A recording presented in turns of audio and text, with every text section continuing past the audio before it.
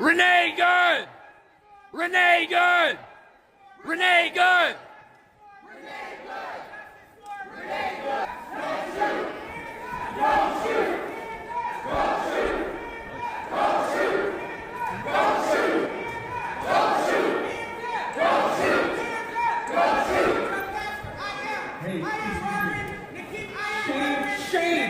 Where are you? Where are you? Where are you? Where are your people? Why are you not at Whipple every day fighting for the humanity, standing for our people? Where are you? You drink your coffee, you got your jewelry, you have your nice clothes, but what do you do? What do you do to stand for your Somali and Latino communities? I'm not going to comment. You have no comment, exactly. Say your name! Say your name! Renee Good! Renee Good!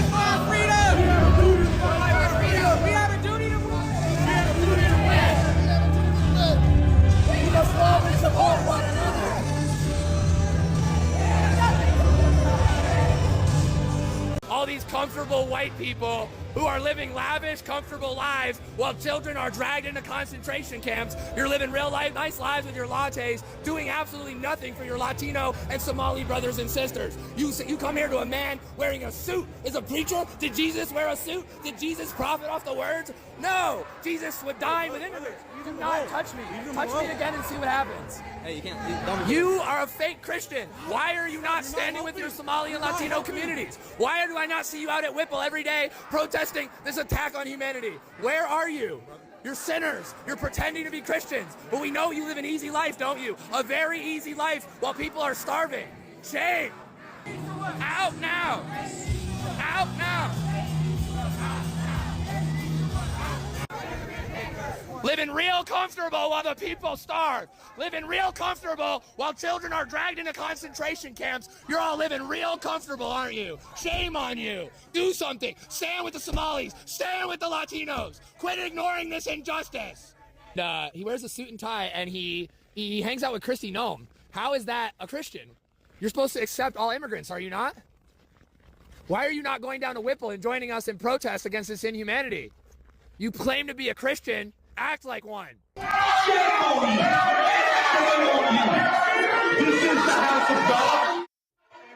The Justice Department is vowing to bring charges against protesters who interrupted a Sunday service in St. Paul. Protesters say that a pastor at City's Church is also the acting director of enforcement for ICE in St. Paul. Senior investigative reporter Jennifer Mayerly is here with what she's learned about what happened and what's next, Jen. Well, Aaron, here's what we do know. St. Paul police responded. By that time, we're told protesters were out of the church. They tell us it's part of an active disorderly conduct investigation.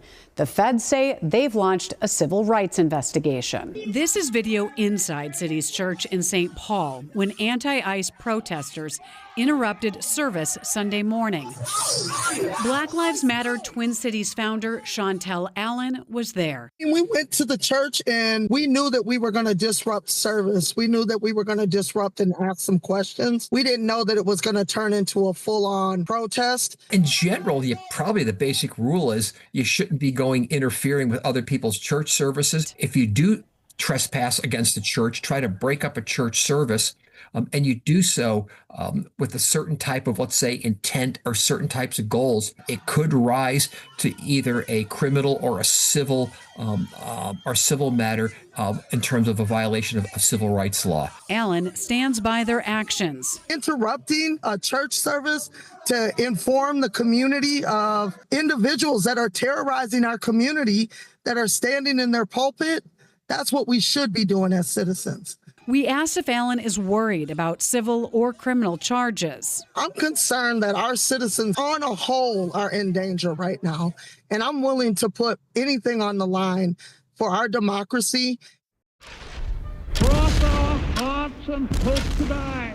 By these 50 countries, differing so much in race and religion, in language and culture. It is a big idea, a new world order. Well, I know they're lying. They tricked me once, but they're not going to trick me twice. The time is now.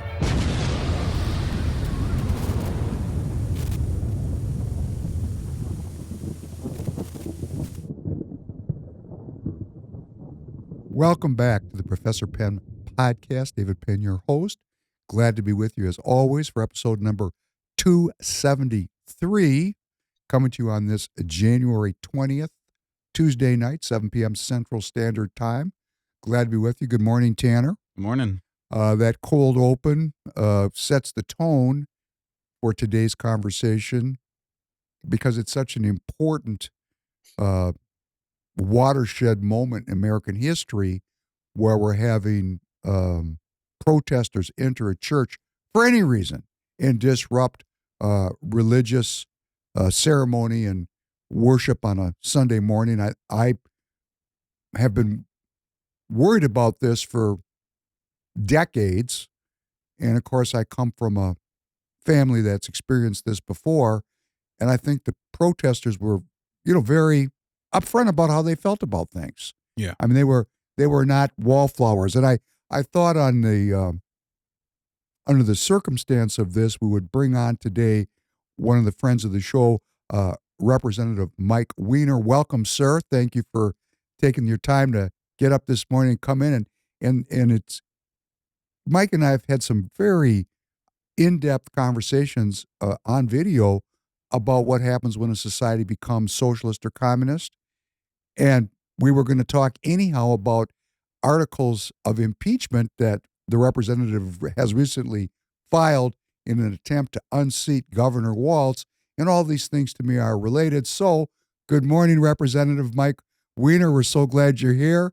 Thank you very much. It's cold where we are. It's cold where you are. Let's warm it up with some hot conversation. Good morning to you, sir. How you doing up there? Well, I'm doing good. It is cold this morning. I think we're at about -15 right now. And yeah, it's interesting times we live in, isn't it? And I think we're put here for a reason. So thanks for having me on. Thanks for the opportunity. And really what our job is here is to help educate, right? To explain the situation of what's going on in the state and our country, and look forward to having a good conversation today about what's happening. Well, I want to pick up where we left off because in one of our recent podcasts, we talked at great length about communism and what happens when communism takes root and gets a hold and takes over in a society. And what we're really recognizing, Tanner, and I think you can see it, the noun is communism. The verb that goes with it is theft. And we're living in a state which is well-established, a well-established socialist model. We haven't had a Republican chief executive for 20 years. And I have had some pretty intense interactions with that and around that issue, because I wouldn't say that was not a very conservative governor. So we've had progressivism in this state, which from my perspective is another word for socialism, for a very long time, probably going back to Hubert Humphrey as a benchmark when we made that turn. So we're here right now today. You're elected in a district, which if I remember, isn't your district about plus 20 red? Is that right? Did I get it right? This is a 75% red district. So it's a pretty good area to be in.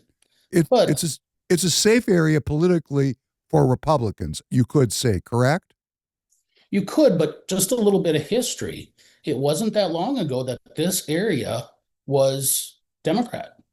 This was DFL. Our representative, going back a few years, I think, if I recall correctly, about 20 years ago, was Democrat. And if you look at her legislation, this is why I bring this up, or this is why I want to share it. If you look at her legislation at that time, it was pro-life. It was pro-Second Amendment. She would not fit into the Democrat Party today. So it shows you a little bit about the progression and the history of what's going on. And I think that's part of the overarching theme that we're going to talk about more, is that where did we come from and how did we get here, and the change that's taken place? Because oftentimes we see bits and pieces of what's going on, but it's hard to connect it all into the larger framework of what's happening. So the Democrat Party is not what it used to be.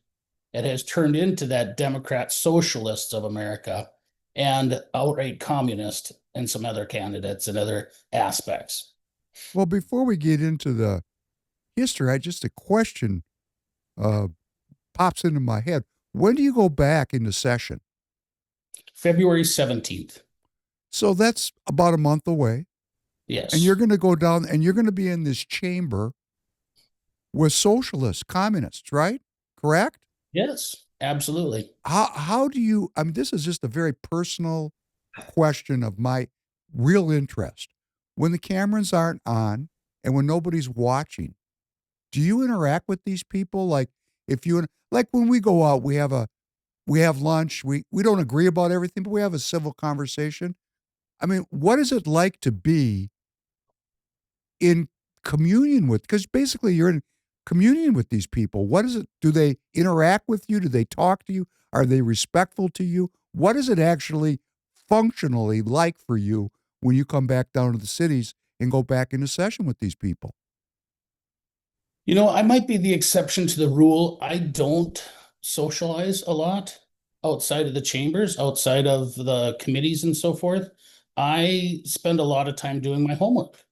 You know, we are down there to look at legislation. We're down there looking at bills. And if I'm not at the Capitol, I'm generally doing research somewhere. I'm looking at the effects of bills and just doing what I think we're supposed to be doing. So when you say interacting outside of that environment, I really don't. I don't sit down and have cocktails with the other side. Sometimes not even my own side, because I'm doing what I think representatives and what legislators are supposed to do. And that's really analyzing these bills, these pieces of legislation, how it's going to affect not just the people in my area, but across the state.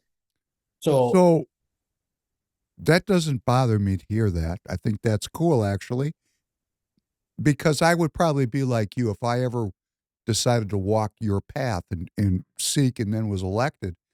I'm not very prone to hanging around with people when the session is over. So I relate to what you're saying. So let's drill it. Let's bring it back. When you're sitting in committee, when you're in there, because we don't see everything. We just get snippets. We get the highlight reels, right? And I don't have time to go down there and hang out for a month. If you were taking a month of time, are the interactions with these people civil?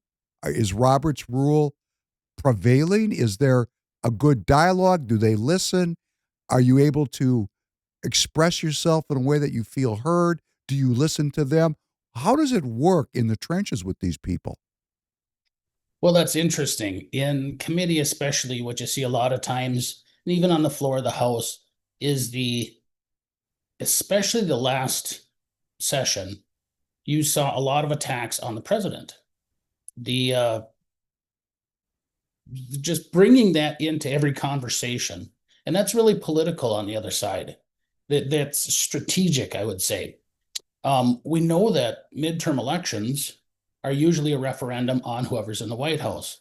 So therefore, what you saw in the House is Democrats would continuously try to tie Trump to anything bad that was happening in the state of Minnesota. So when you say, do I listen? I intently listen to everything they say. I intently listen to the debates on the floor. When a lot of people you'll see on their computers, on their phones, things like that. If I'm doing that, I'm looking up information that somebody may have said on the floor and going, I kind of question this. I doubt this. So I pretty much analyze everything that I listen to. Committees are a little bit different. The tax committee, what we see there is, especially the chair on the other side, likes to take those attacks, generally, I would say, on a semi-regular basis. And the tax committee is a little bit, they try to run it a little bit more bipartisan, but when you see that happening on a regular basis, that's really hard to overcome. There are a few Democrats that I talk to around committee and the Capitol, things like that, but it's pretty limited. There are things that I do agree on. There was the child tax credit I thought was a good bill that one of the Democrat reps put forward last session. That was a good piece of legislation, and I have no problem working with people when they're doing things that are going to help Minnesota. But overall, the interaction is pretty limited. And to go back, I'll give you a little snippet of my first term. We go through this training, and we were seated at this table. It's a 2-day kind of training thing. Democrats and Republicans, all the new reps in the same room.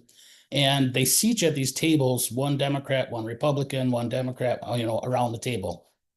And at that time, I said I would treat everybody the same, whether we were in the majority or minority. And I mean that. I will be respectful to anybody. But when we got to the Capitol, the same people that we broke bread with two weeks before, all of a sudden we wouldn't even look at you in the elevator, wouldn't even say hi, wouldn't even acknowledge you. And that's kind of the environment around the Capitol a lot of times. It changes things. It changes the dynamics. It changes people. Not always in a good way. Well, no, that's a pretty clear picture you're painting. Once everybody gets their uniforms on, there's no interaction. There's no friendly, is what you're saying. Did I hear you correctly? Well, that was for me, but that doesn't happen with everybody. You see some other members who very quickly reach across the aisle about whatever legislation they're working on, whatever topics they are. And I couldn't give you all the details on those, but I think my viewpoints are probably a little bit stronger than most, a little bit more outspoken than most, and therefore probably view it as more of a agitation or irritation towards the other side. Do you have a similar kind of standoffishness, or are those same tensions evident in the Republican caucus? Oh, I believe that there's an amount on the Republican side that would prefer if I wasn't there. Well, okay, so we got a jump ball. We've got our own internal divisions on the Republican side. You're not, you're a man standing, it sounds like you're a man almost standing alone, in some degree. I think there's a pretty good core group of conservatives that want to see change. And really, when it comes right down to it, the inner party dynamics, it's not any different in politics than it would be in some other organization. A lot of times you'll see individuals that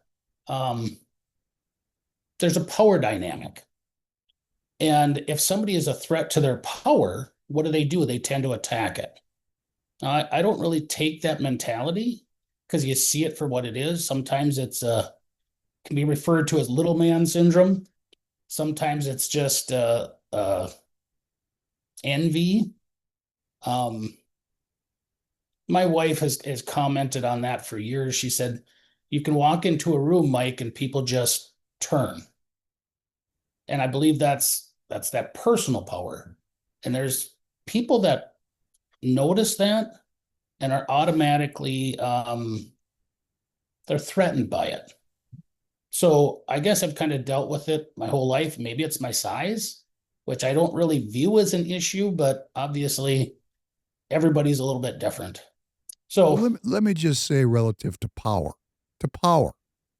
and I said you sound like a man standing alone, and I'm going to retract that because I know there is a growing core group of interconnected legislators that have, and I don't call them far-right views. I don't have my T-shirt with me. I screwed up. Dang. We got a new T-shirt that we're selling here at Free People Radio /store. And you know where it came from? It's when we were up at that meeting. Remember we were up at that meeting and Royce White was speaking? And he goes, I'm not far right. I'm just right. Remember that? And the crowd went wild. Well, we made a T-shirt out of that because I am not myself personally far right. What I'm seeking is the truth, and wherever the truth takes me, that's right for me. As you were just saying relative to the child tax credit, if legislation comes forward that is correct from your perspective, you're willing to support it. But I want to go back to this idea of power, because this is very important. You're not my representative, but you're some Minnesota citizens. You're their representative. In fact, your title is representative, correct? Yes. So really, you're the projection of the will of the citizens who came out to vote for you in your district. Correct. Okay, so February 3rd. This is so critical. February 3rd, and this goes on if you're watching me in Somaliland or Australia, because we got people all over the world watching the broadcast, right? Mhm. Every political entity everywhere in the world holds the possibility of citizen engagement and citizen participation. Now, if you're in a dictatorship like in Iran, they're in the streets by the millions and people are being killed by the thousands. That's tyrannical and that's awful, but that's politics by other means. And in our country, and we're going to talk about this in a minute, we're teetering on the brink of that kind of politics. In fact, Tanner and I talked about this on the last podcast. Tanner said when the citizens start shooting back, it's civil war. No, I think when citizens enter churches and start calling people Nazis, we're there. But let's leave that for downstream. Caucus is February 3rd here in Minnesota, and whatever state you're in, you've got a political process going on, and you're watching what's happening. Now, remember, you can't throw your hands up and say, geez, I didn't know. Because if you're watching Free People Radio, in fact, you do know. And I really appreciate your viewership and your listenership. And thank you for going to Target.com and buying your next set of tires. And thanks for going to the store and buying a bunch of gear and coffee mugs and supporting the broadcast. And thank you, because that means something. Now, let me just break it down. If you're a viewer and a listener and you don't want to participate and you support financially, hey, that's important. We need financial support. The candidates need donations. The media needs support. This is part of the deal. If you're just sitting there and consuming, thank you. I hope I can motivate you into action. But the real action we got to motivate towards now is caucus. Caucus, right? Caucus is your neighborhood meeting. Mine will be at the Minnetonka High School on February 3rd, 7 p.m. Throughout the state, all caucus starts at the same time, 7 p.m., takes about 1 hour. Here's the stakes of that game. Mike is talking about there's people in the Republican Party that don't like him. Okay, come on. We don't have to like each other. We're looking for aligned interests. I don't need Mike Wiener to agree with me on everything. We need aligned interests. We're aligned right now in getting people off the caucus and getting them into the party. Am I correct, sir? That serves your goal. Do you need tires? Go to tireget.com, TIREGET.com. The link is down in the description. I don't know about you, but I don't like waiting in a tire shop or talking to a salesman. TireGet makes it so easy I can order the tires right from my couch. Seriously, it's one website, a few clicks, and the tires are delivered right to your installer. You drop off your car and boom, your tires are on. Plus, you get to support Free People Radio. So not only do you get tires, but you also get to support your favorite show. We'll even throw in an extra little deal. Just enter promo code FPR in the checkout for an extra 3% off. Well, absolutely. And I'm a big supporter of the endorsement. So the real election that takes place in an area like mine that's a 75% district is the endorsement process. And who makes the endorsement? The delegates do. And how do you become a delegate? You become a delegate by going to caucus. And when you go to caucus, you'll be a delegate. And like me, Alex Plekish is looking for me. The wall will be there. Because sometimes, you cause so much trouble, they know you're coming. But for 99.999% of the people, if you just show up and raise your hand and say, I would like to be a delegate. Okay, Mike is telling you what a delegate is. You become a precinct delegate almost by default just for showing up, because only 15,000 people are going to show up. Now, I wish it was 100,000. And I don't feel that additional engagement down here in CD3. I've heard people tell me up north where you are, there's more engagement. Do you feel that there's a growing citizen engagement up there, sir? I think part of it is education. So we'll back up a little bit. And thank you for bringing up the caucuses, because I think it is very important. When I got involved with the Republican Party, I had started doing research because I didn't really understand what the caucuses were. And this only goes back, about 4 or 5 years ago. I had no idea what the caucus does. Yes, you've had a fast rise. You keep going like this, I'm going to say God's got his hand on you. But go ahead, sir. Go ahead. So what I realized is that the real election that takes place is that endorsement, because they choose who's on the ballot. And in most of greater Minnesota, if your name is on the ballot as the endorsed candidate, you're going to win. The endorsement is amazing.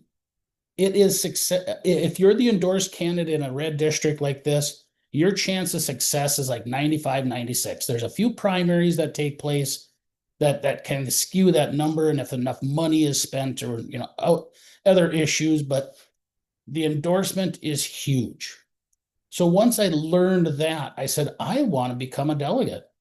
That was a big part of why I started showing up. I want to have the voice as to who's on the ballot rather than just checking a box of somebody that's already on the ballot. I wanted to know who those people are. And I'm going to kind of do a shameless plug here, because I'm not sure if maybe you've heard, but I've been running I've been in the House. And when I ran the first time, I said that we don't have term limits. We don't have term limits in our state. But if you look at what George Washington did, he set an amazing example. He said 2 terms and he was done. And he didn't need a rule to do that. This was self-imposed term limits. And I agree with that. I think you got to have deadlines. I think you have to have an end. And our founding fathers also knew that we become kind of lackadaisical. We become a little lazy if we stay in a position for too long. So I made the comment and I made the statement that I would only run for 2 terms in the House. Well, I'm in my 2nd term in the House. So what do? I did not want to be the typical politician who's just going to go back on his word. And I looked at the options and I said, I'm running for Senate in my district. So my current senator, I'm sure, is not happy with that. But what I need and what the caucuses offer is, if you support Mike Wiener to run in Senate, become a delegate. Show up February 3rd, become a delegate, and you can have the opportunity to endorse me as your candidate for Senate in SD5. So you're all in on this concept now. So you have stayed true to your term limit, self-imposed standard, and now you're going to run for Senate. And in a 75% red district, that would probably be an in-house contest, wouldn't it? We have a sitting senator right now, so will it cause a little bit of conflict? I hope it doesn't. It shouldn't. We are not entitled to these positions.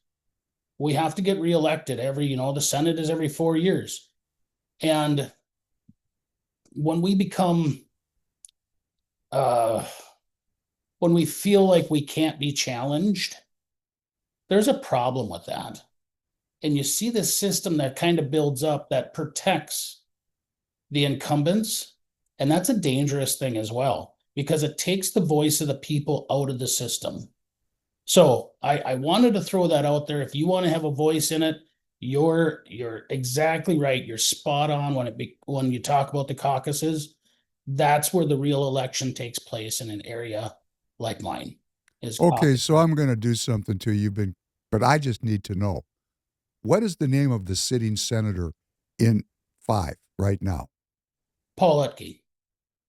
Great. So let me tell you how this works, Minnesota.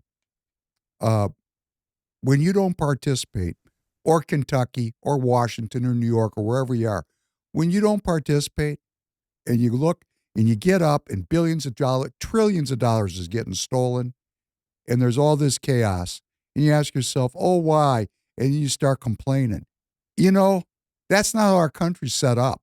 The reason it's screwed up is because we're not doing the work. And I'm not talking about Representative Wiener, because he's only been doing this for 4 or 5 years, is what I just heard. You got up one day and said, I'm mad as hell, and I'm not going to complain. I'm taking action. And that's what you did. You're just a guy. You're a business owner, a family man, father, husband, and you said, I'm not complaining. I'm going to go into the action phase. Well, that's for everybody. And you look out and you want to, oh my guys, there's wars and there's all these things going on in the world. No. The action is for Minnesotans. It's at caucus. You show up, you get elected as what's called a precinct delegate. About within 1 month, there'll be something called a Senate District Convention.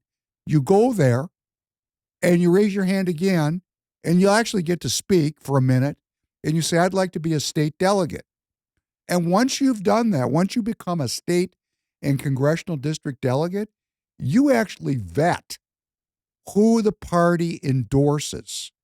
So you can, if you're saying there's a uni party, or, nothing ever changes, or these people are all in on it, they're all in on the scam, all these things people say, I don't want to hear it anymore, because they're entering places of worship and calling people who came to commune with the Most High God Nazis. How far do you need them to go with this until you're going to stand up? Or are you going to stay there at home, sitting on your hands, a coward, until they round your ass up?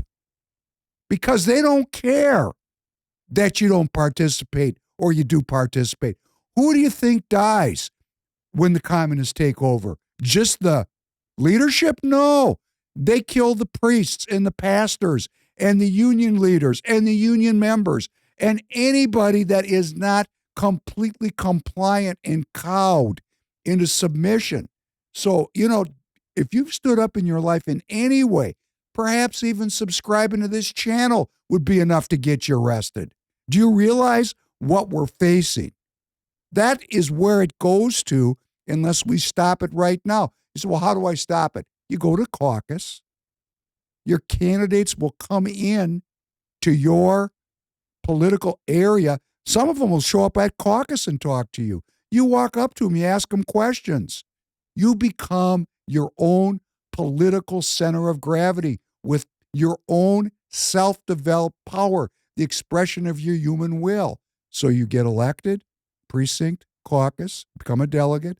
You go to your Senate district convention. You become a Senate district delegate. And guess what?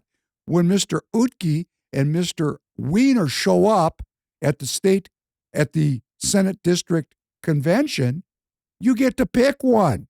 You get to pick the guy that you think is going to best reflect your values, where you want your children's lives to be in 10 years. And if you don't do it, we got to quit complaining and just admit it. I'm sorry, you know what? There's no way to talk to my audience, but I'm frustrated. Yeah. Mike, I'm not running for office this time. And you can tell I'm frustrated about this. And you've supported it. You've been coming to the Minnesota Speak Spaces. You're coming on the podcast here. You're going everywhere. You're doing everything. And I notice a theme. You're asking people to get involved in the Republican Party of Minnesota. That's absolutely essential. The party is what we make of it. The party is, if we don't like it, we change it. You have to get involved to change it. And something that my dad had said years ago, this was an issue that we had. I'll give you the story. I sold 5 acres of my property to my brother. He wanted to build a house. So I have 40 acres here.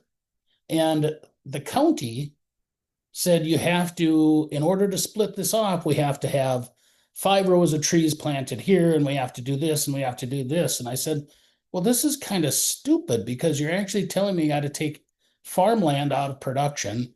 You're telling me I have to plant all these trees, which aren't going to take in our gravel anyways. It's barely good enough for pasture land. But they had all these rules. And Dad said, well, you can't complain too much if you don't get involved. So he said, do you ever show up at the meetings? Do you ever go to the planning and zoning board and discuss things with them? And I said, no. Well, less than a month later, I was on the planning and zoning board. So you can't complain if you don't get involved.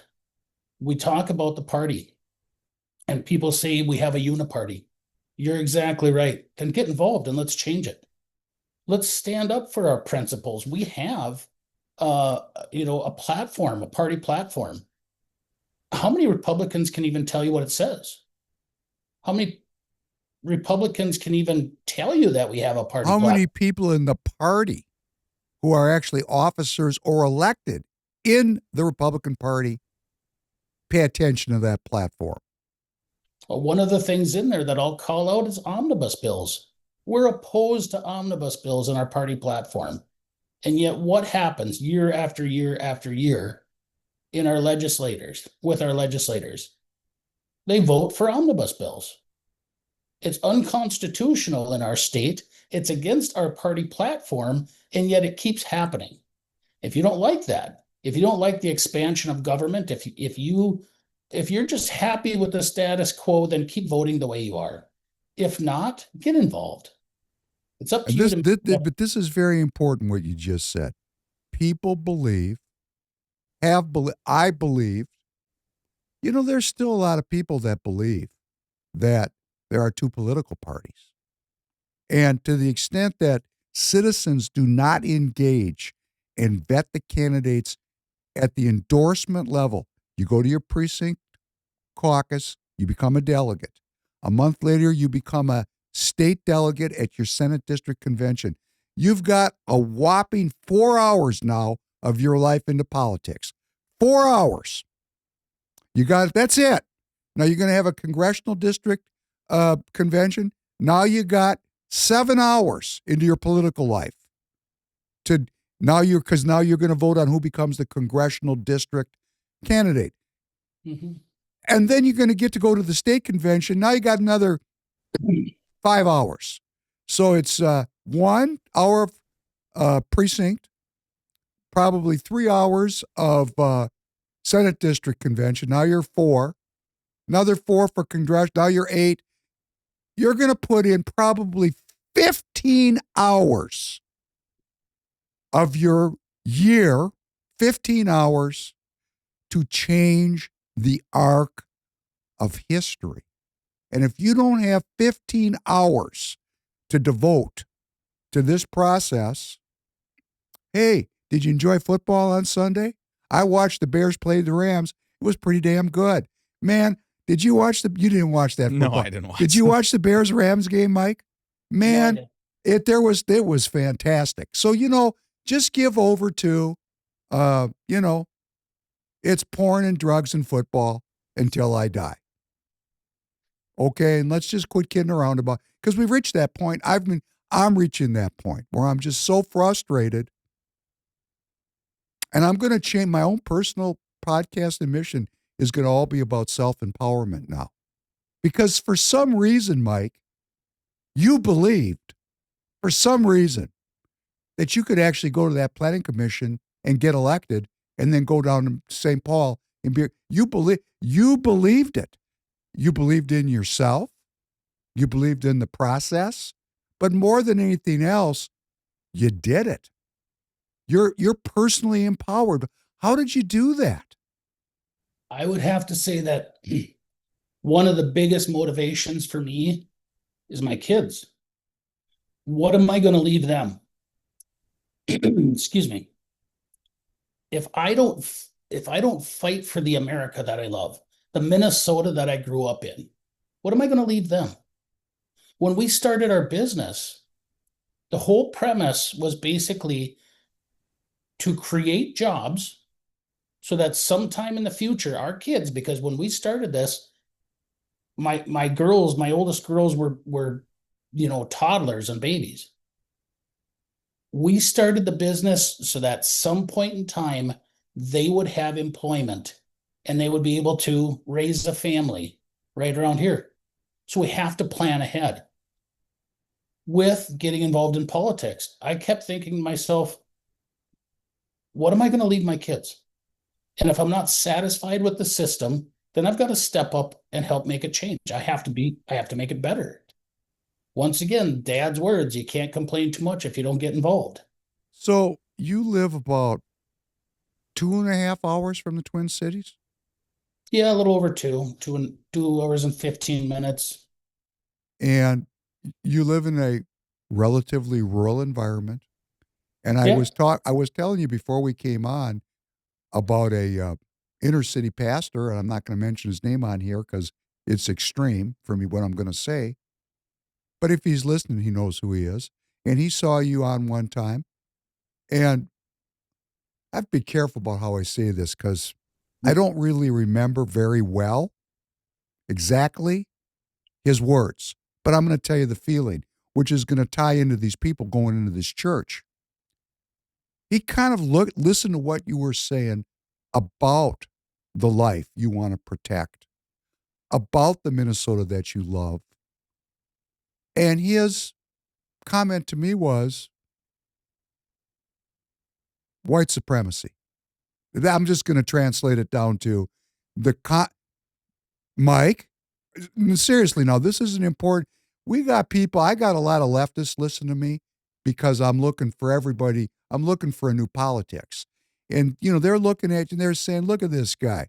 He's got skin-headed, got the goatee, he's got the wood background. I bet you that motherfucker's got a gun right on the desk.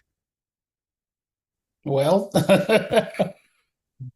so, what kind of Minnesota are we talking about when we're asking people to go to caucus? Because we have to give people, I think, when you're in leadership, what is the vision? Because on the one hand, we have Minnesota citizens, and now we're starting to find out who they were. They got names. Black Lives Matter activists were in that church screaming that people were Nazis. And, it was, and it's all over.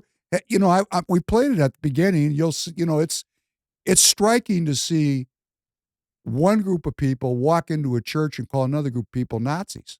That's intense, right? So what are we trying to get to when we urge people to go to caucus? When you say you went into politics planning ahead, started your business planning ahead, what are we trying to accomplish here in Minnesota as an elected representative of the people? Because you made the statement, it's not just how the legislation affects your district, but all the people in the state. What are we trying to get to? I believe that our representative, our republic, is the best form of government, without a doubt. It has created, we have our challenges, of course, but we have created the best country in the world, bar none. And the proof of that is the fact that millions and millions of people want to come here every year. If your government was so good in Venezuela, then why are you trying to come here? If your life is so good there, then why are you trying to come here? We have the best form of government. If you don't like it, you can change the laws. If you don't like it, you can show up and elect different leaders. It's an amazing system, but I see it getting bastardized. I see it getting attacked. And therefore, you have to stand up and defend it. Like Reagan said, freedom is never more than a generation away from being lost. And what we've seen is this complacency. We become lackadaisical. We have become lulled into a sense that we're not under threat. But the communist machine, the socialist machine, has never stopped. And we talked about it, I think, a little bit on your podcast one time, but in 1963, the goals of the communist and the steps to take over the country or a country. And you can't read those without realizing what we're going through right now. And then you see the tactics. And I say, well, in order for me to defend my country from threats, foreign and domestic, I have to get involved. I have to be the voice that says those systems, the socialist program that's going on in our very state here, is a bad replacement, because that's what they want it to be, for our republic. So this is worth fighting for. And I think a lot of times when people project some of their own feelings onto others, that's a horrible thing too, because I think if you really listen to the words that I'm saying, and maybe I've got to do a better job of explaining it sometimes, but I believe in our country and I believe in the people here, and given the opportunity, or sometimes it's the right leadership, they're going to make good decisions. And right now I see we're making some bad decisions, especially in our state with the chaos that's taking place with our very governor, Michael Frey, our attorney general. They are wrapped up in the socialist communist movement. And look what it's doing to our state. Look what it's doing to Minnesota Nice. We have to push back on this. So you talked about the church, and I want to go down that road a little bit, because there again, communism is atheistic, correct? Well, I've said this on the podcast for, is this 273? Is that what we said? Yeah, 273. A theme of we've spent a lot of time working on this idea of what is communism, and it is fenced as an economic program.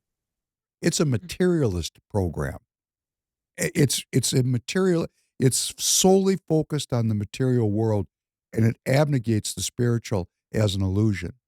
So what we really have at its base is people that believe in a spiritual life versus people that think that's an illusion and a way to control people who would rather control them purely through economic and material means. And that's really where we're at now. And I find the communist thing so cruel in this sense. We've always had the poor. We've always had exploitation of the elites, of the everybody else. And we have that today. Mm-hmm. I'm very proud to know you. I know you have a successful business. And as a business person, I'm always impressed when people put together successful business models. It makes me feel good. And I do want to give a blatant pitch. Don't forget about TireGet, because I know you got a lot of vehicles up there, and you all have vehicles, and 25% of you need tires right now this year. And if all 25% of you would call in to TireGet, and I got that business, it would really help us keep this company going. So, if it's pickup tires, car tires, we're going to help you out. But I'm always impressed when people make something successful. But we've always had the poor. We've always had the poor. I mean, I think Christ said you'll always have the poor. It's biblical. But the poor had faith. They had faith. So, I'm not, where I'm heading with this is I'm going through a very difficult time in my life economically because of the business I'm in. And what I've decided to do, I've laid down a lot of my life energy, which I was putting into making money, and I'm putting it into trying to save my republic. Because that's why I'm getting frustrated. Because I'm thinking, hey, if I'm willing to do this, where the hell are the rest of you? Because I'm just a regular guy. It's not like I was, aspiring to be Professor Penn. I just woke up one day and I said, what can I do? I'm not going to sit and complain. So I'm going through a very difficult time, but I have faith. So when it's, the walls are closing in and I can't afford things and then I go, I'm going to be careful for nothing because I have faith. But this communist crew, man, they want all your money and your faith. They want you completely under their control. And I look at those people in the church, and now I'm understanding useful idiots, because they're the shock troops. They're going to get arrested. I mean, these people are going to get prosecuted. They're going to jail, and they've made a statement, and they've disrupted a faith service, which is the next step of this thing. My point is, these folks are going to have nothing. And they're okay with it as long as you and I have nothing. They want everybody to have nothing. But if you listen to the World Economic Forum, you'll be happy. What a scam. It's such a scam. And you go back into this church thing, man, when you look at these comments, look, I'm always looking for any reason to get people involved. You're up in a community, there's a lot of people that are Christians up there. Are they all participate? Do they even all vote, Mike? Do the Christians vote? I think you had asked this question one other time, and we never got to it during the podcast, but I'd done some research on that, and almost 70% of Minnesota identifies as Christian, one denomination or another. But then look at our voting. It is amazing how many people, not just in Minnesota, but across our country, how many Christians don't vote. They should, as a voting bloc, be in control of our country. But so many of them do not get involved. And there's various reasons. Some of it's the messiness, the ugliness of politics. But I think that's kind of an excuse. They say, well, we'll put it in God's hands. I understand that too, but God gave us the tools to do things as well. We're not supposed to just sit back and wait for God's blessings. We're supposed to make them happen. We're supposed to, improve our lives and put ourselves in a position of God's grace. So the church, the desecration of that church, and I wanted to talk about this, and I'm glad you brought it up. It was, I'd have to go back and look, but probably when ICE first came into Minnesota, Tim Walz in a press conference said that ICE, and I'm trying to remember exactly how he said this. He said ICE will be going into churches because that's who they are. He put the fear into people that ICE was going to be going into churches and attacking them. But in reality, what happened here? The protesters went into the church and attacked them. Think about that for a second. Think about that hypocrisy. And then I want to put this on top of that, just layer it a little bit. Last year, there was a satanic display at the state capitol around Christmas. Okay? I don't know if you remember this. Oh, I do. It's a big deal down here. So we showed up at the Capitol. There was a prayer vigil there. There was some singing and so forth. It was a great event. I think there was right around 100 people showed up that day. But I had made the comment, I said, we're failing as Christians in this state. Because, yes, you can put the satanic display up at the Capitol, but they had to go get the permit to do that. I said, we're failing because we didn't get the permit to go do this. So another individual said, hey, Mike, what do you think about putting something up as soon as we can? And I said, great. Can you find out how to get the permits, how we do this? So Sarah called me and said, this is what we have to do, and we can get it for, I think it was the week before Easter. We could block it off on the Capitol grounds and put up a display. And then she said, if we do another one, we can get it the week after Easter. And I said, great, I'll take care of a display the week before Easter. And I came home and I had some old hand-hewn timbers from a building we had taken down. And I shaped them into a cross, about 8 foot tall, 6 foot wide, mounted it to a heavy steel base so that it wouldn't tip over, so that it would be solid, right? And then at the base of that, with help from Sarah again, she had somebody make the 10 Commandments. This is Sarah, I would assume, is Mrs. Wiener? No. Okay, Nope. who's Sarah? Berschlinger down in southern Minnesota. Okay, believe she's she's- active. She's an activist. She is a Republican, and she's running for office now too in the House.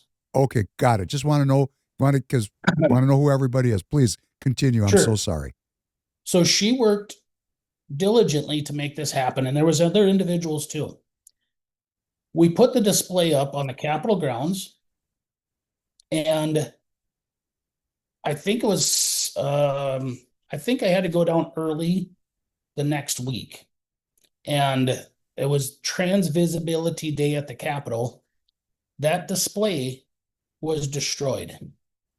That cross made of hand-hewn timbers, and you can look up the story, you can see the pictures on Alpha News, go back and look at it, was destroyed.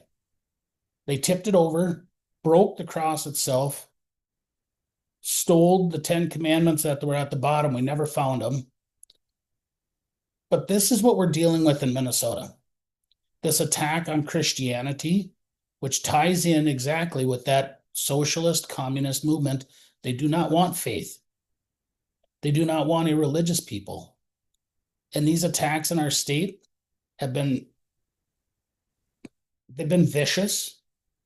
So to think that would just stop with this going into a church on Sunday, no, this started a long time ago, and it's only going to get worse with the rhetoric that's been used in these protests, with the messaging.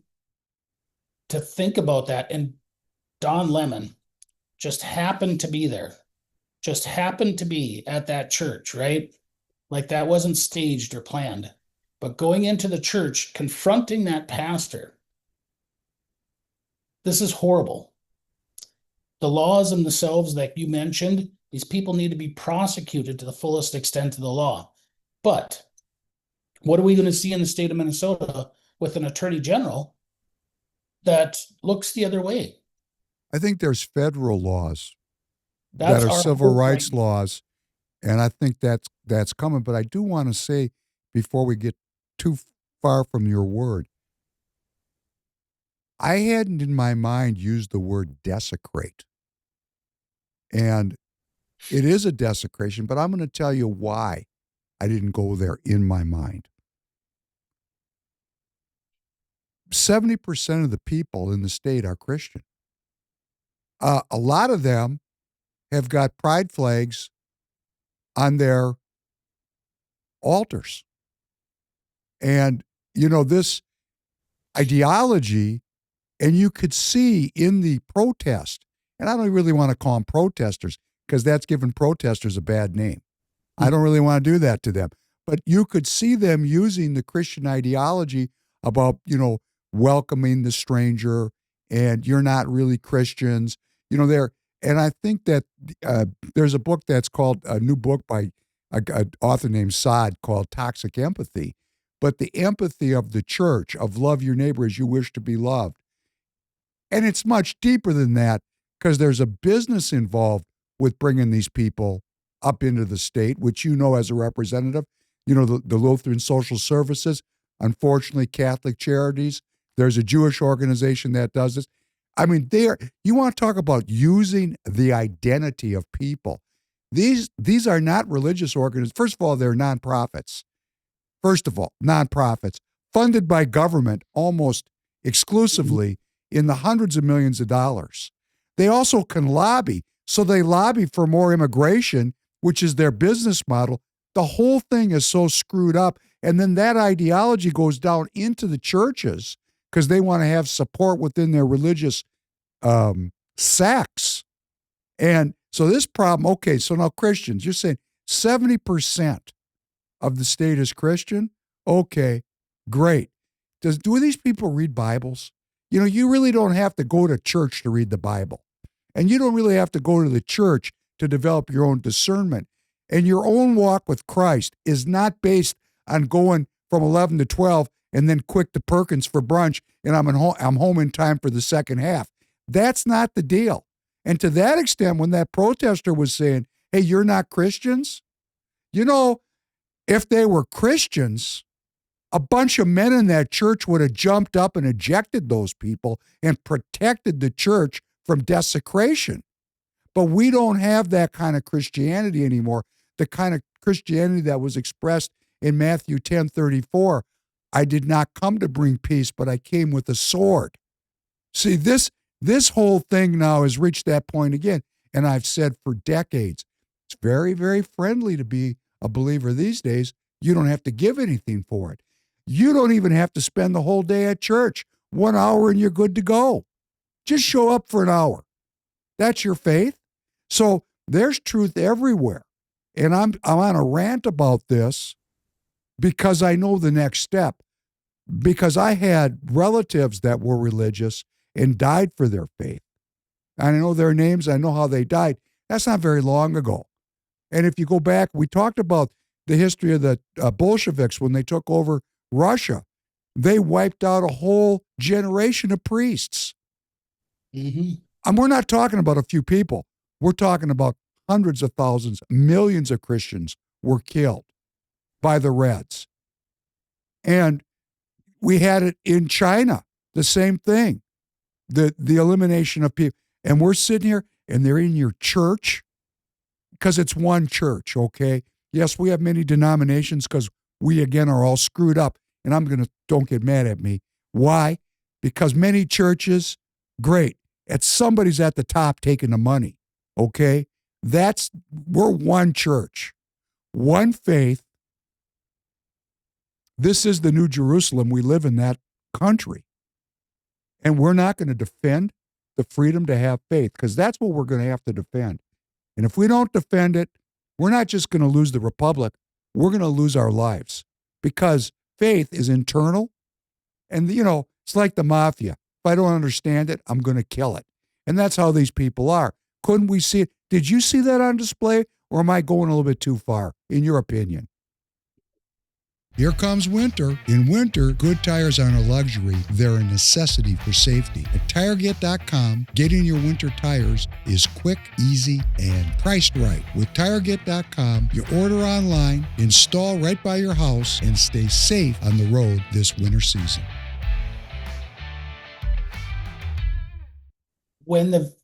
I was kind of thinking about what I would do if I were in that situation. Would I remain calm if you had these protesters coming in and yelling at you? That would be extremely difficult to do. I believe that the church is a sacred entity. You don't, and as a Catholic, you don't even really raise your voice unless you're singing.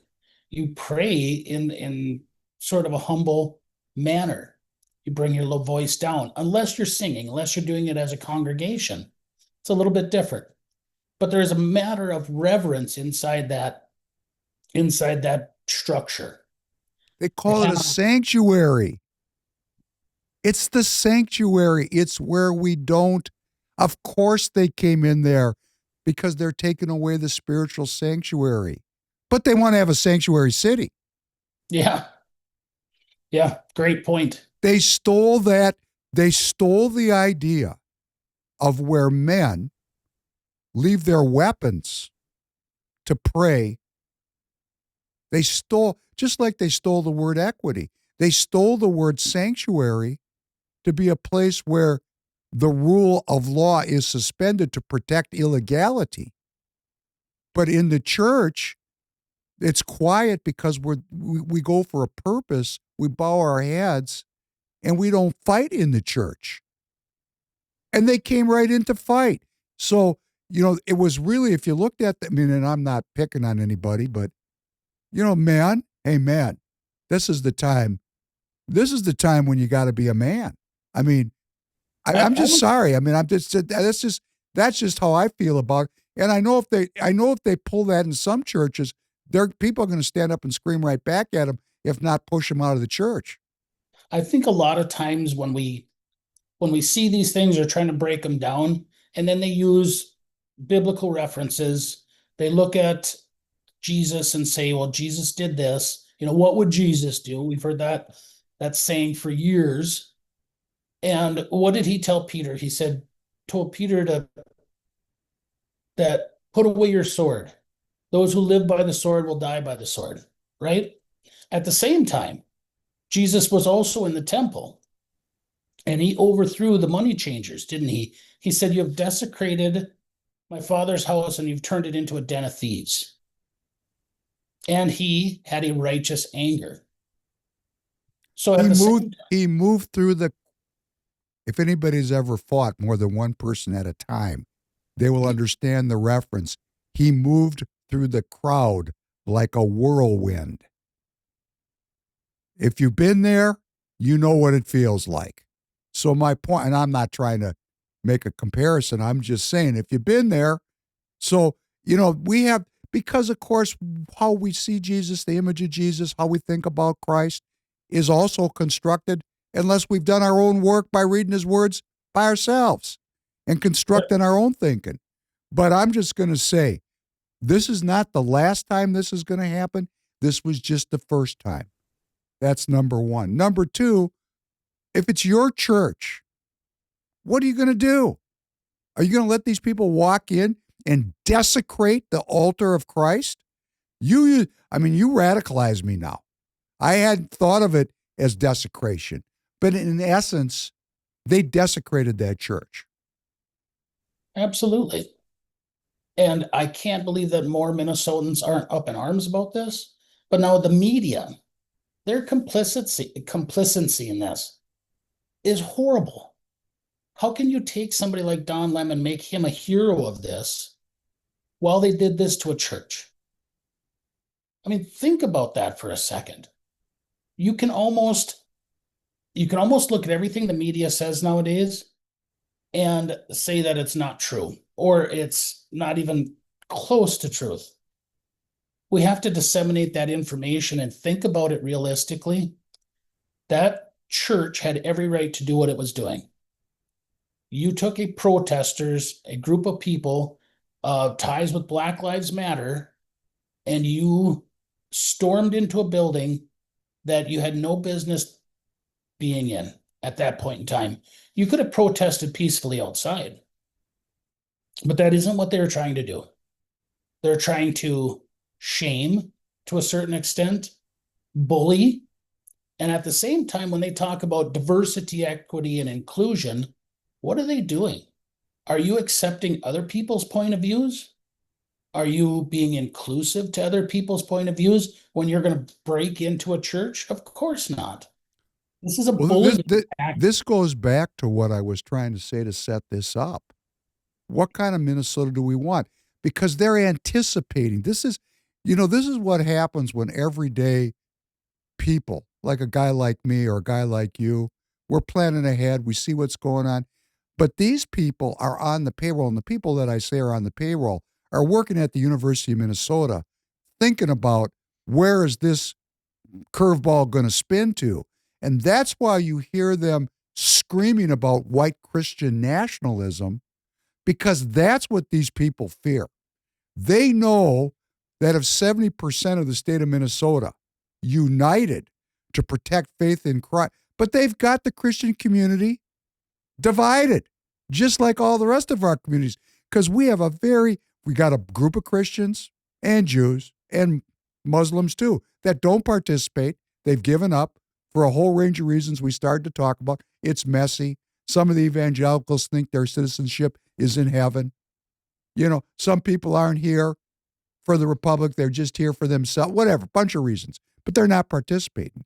We got a lot of Christians, a lot. I mean, I could start naming denominations if I want to get people putting nasty comments in my YouTube feedback.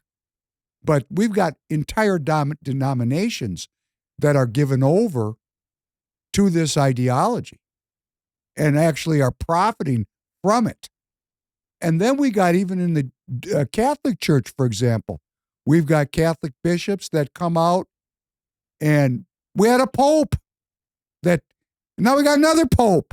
I mean, saying, well, we got to be kind to the other. And I mean, there's a lot of this going on. We're divided right into our leadership in every denomination. I'll just speak. I mean, I'll talk about the Jewish experience. We got 90% of the Jews are all down with the state of Israel, Zionists. we got 10 or 15% of people going, what has this got to do with Judaism?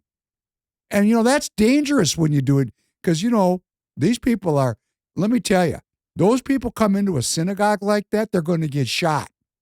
I'm just going to tell you.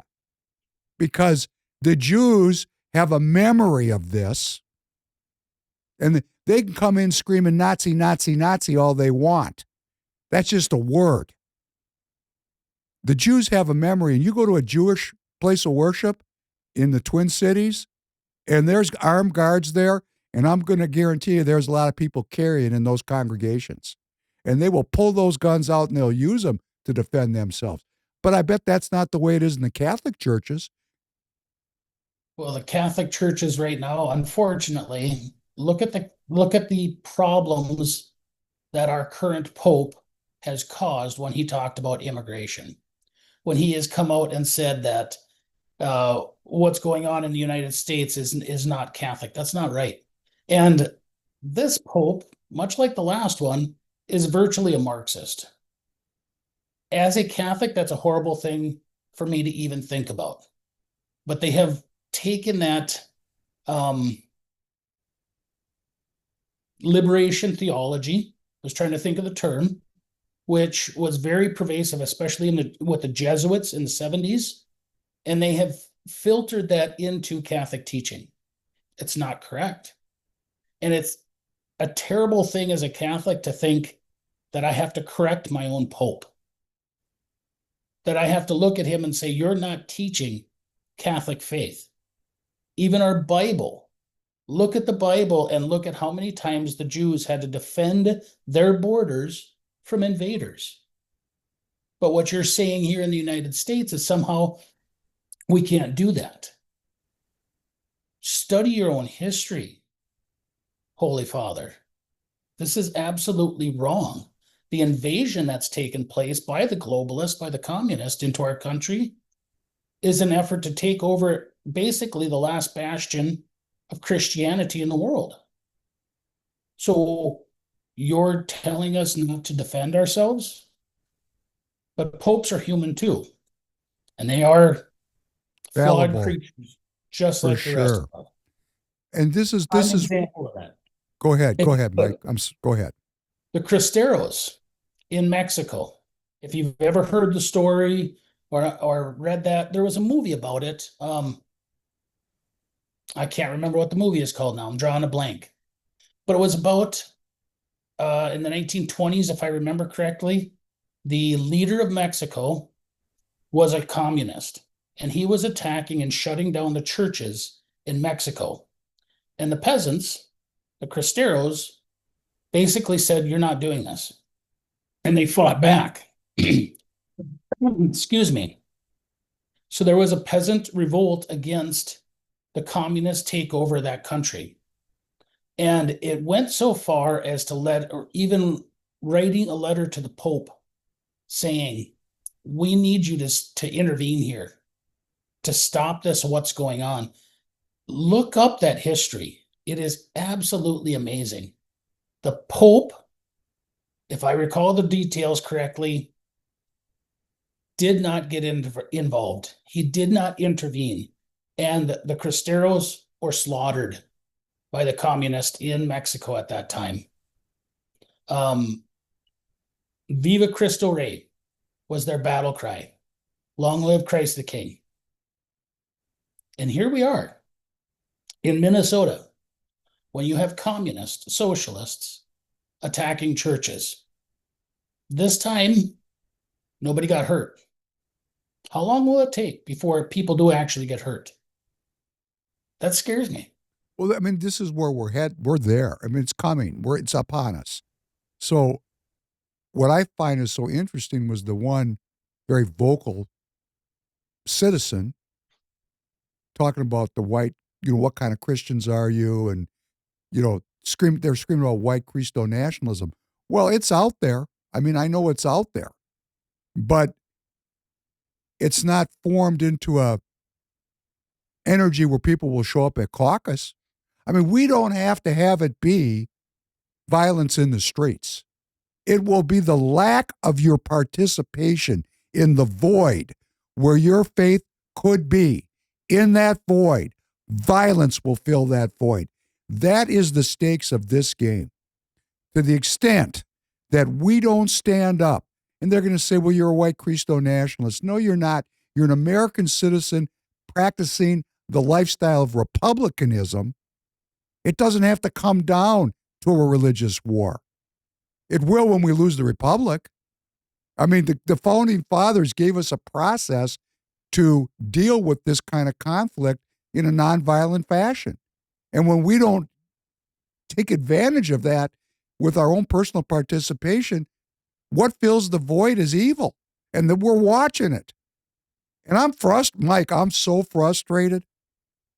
I mean, I'm frustrated with myself because I take all personal responsibility myself. Like, I want to change the world myself. You go back to this, well, is it faith or is it works?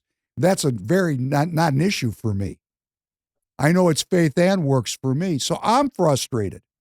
I'm super frustrated that we're not having a much bigger influx of Minnesota citizens into the process so that their will fills that void so we can avoid this violence.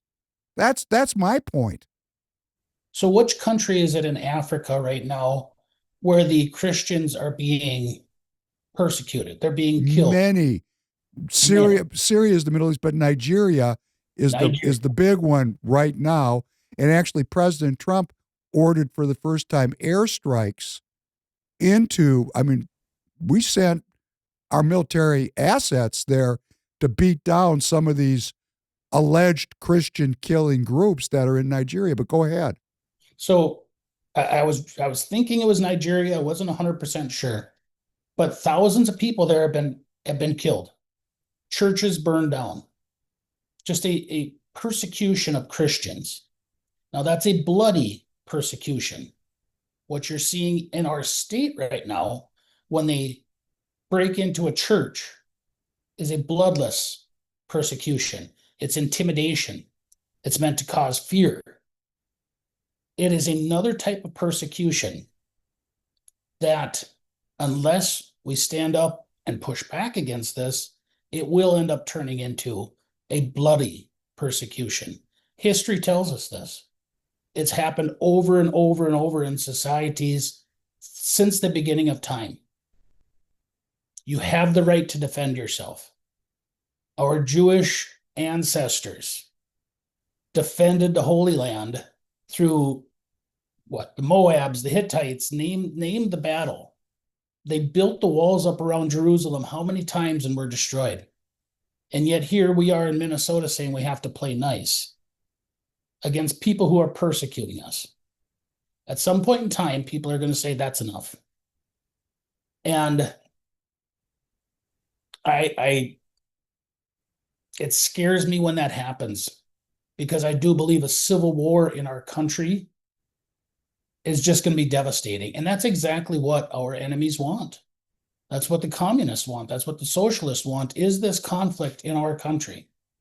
And it starts here in our state because we have been the hub of socialist Marxists since the 1930s. It's well documented what's happened in our state and the history that goes with this. We're basically seeing the effects of that, almost 100 years later, when they left the northern Finland, Sweden, the Marxists did. They came to Minnesota en masse. There was a communist party at that time in the 1930s, if I recall correctly. There was demonstrations. There was protests then. There was a Nazi party in Minnesota also. There was. Which is a movement of the left. This is another thing. The Nazis are not right wing. It's the National Socialist Party. They're leftists that believe in the organization slightly different than the communists. Let's get off this Nazi thing has anything to do with the right or because if you go back historically, it was the communists, the Nazis, and then on the right was, guess who? The German Catholics, who were sold out by their Pope, as a matter of fact. Not that we have the time to get into it today. You can come back. We just have a history podcast. But, this goes right into something that you've done that's so brave. and noteworthy.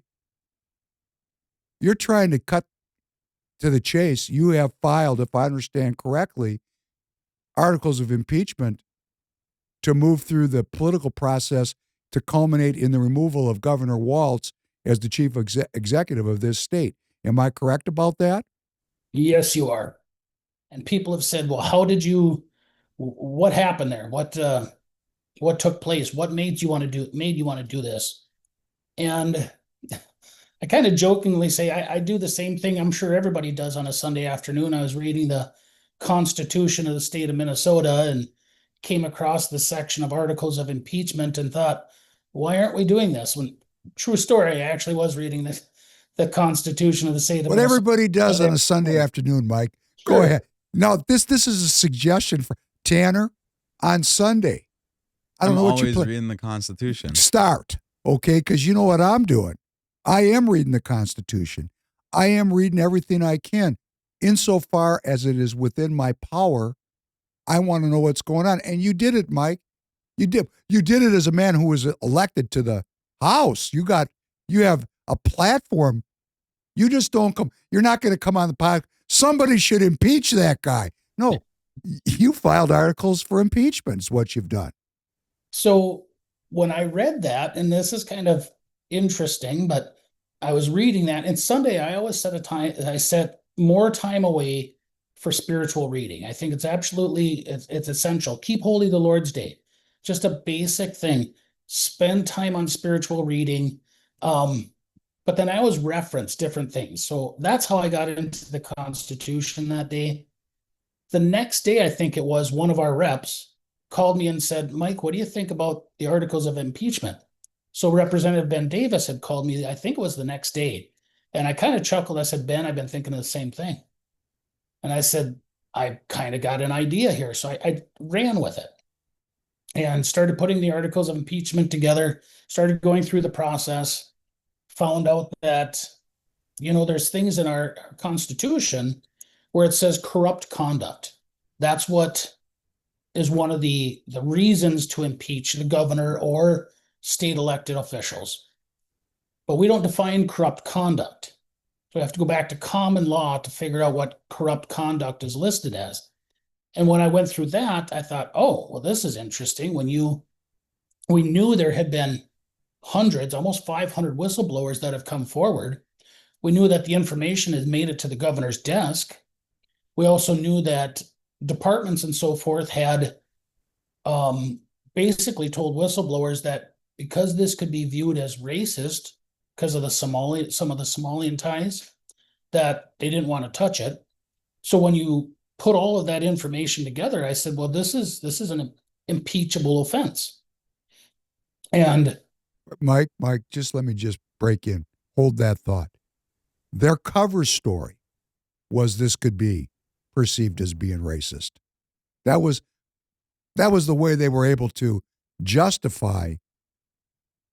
There could be other things at foot, which is going to be part of the articles of impeachment, which is going to be a debate about these issues. Is what you're forcing this is while they're covering it up with all this protesting, you're going to be forcing this back into the public view. Are you not, sir? Well, when we started this process, it was before the Joe Thompson coming out with the $9 billion worth of fraud. I didn't even know it was to that extent at that time. But Walz had said something, and I listened to a lot of his press conferences and so forth. I probably spend as much time reading and studying the Democrats as I do our own rules, Constitution, and laws. And he said that with the fraud that was going on in the state of Minnesota, he said he's taking care of it. And the Republicans only have one thing to run on, and that's the fraud. And I'm going to take care of it. It won't be an issue come next election cycle. And basically just downplaying the whole thing. Well, then more information comes out. I'm working through this process. But that's exactly what was going to happen. They were going to, Walz was going to basically cover this up again, probably throw a few people under the bus, and it wouldn't have been an election issue by May of this year, when people are starting to get into the election cycle. But I can't let that happen, because this is also part of the reason when you break down a society, when you break down the structures of society, the faith in government, that makes it easier to foment a revolution. Those people who are responsible for the fraud are not just, the low-hanging fruit, the daycare centers or the housing stability services. It's the entities that allowed this to happen. And if they're not held accountable, then why should people even believe in their government anymore?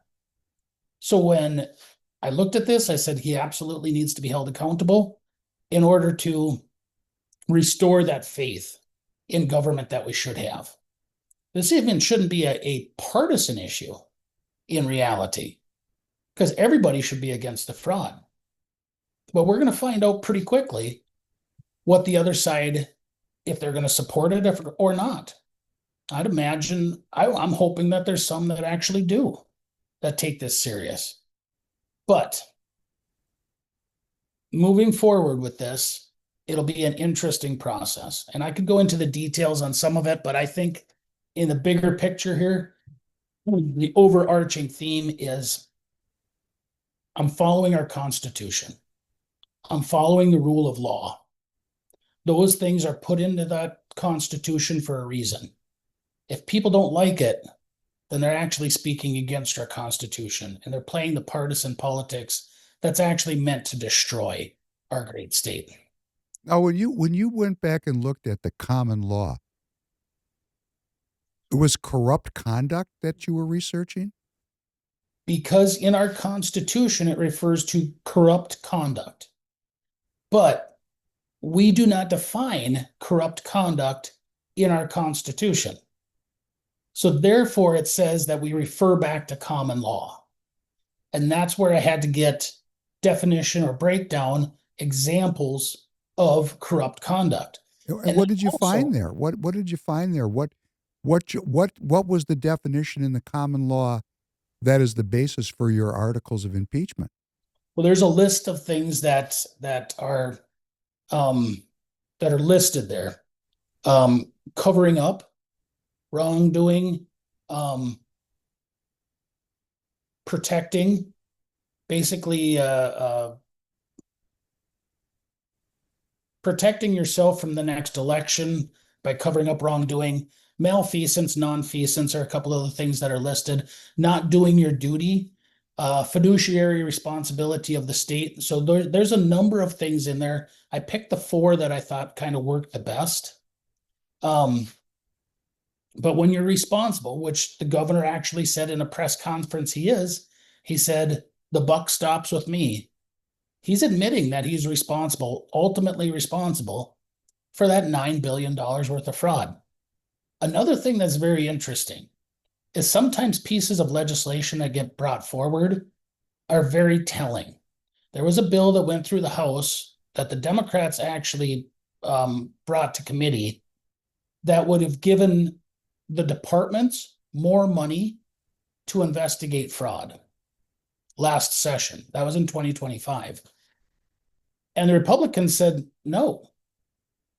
So there's been some discussion as to, if you knew the fraud was this bad, why didn't you do something about it? They admitted to it with this bill, and they chose not to. The Republicans said, and I agree with this, is giving more money to those departments is like the fox watching the hen house. It's not going to work. You need an outside investigative auditor to look into this. More money to steal. More money to steal, exactly. That's where I'm at. That's where I'm at with this, myself personally. And, when people lose faith in government, I'm just going to say, and we're going to keep playing this.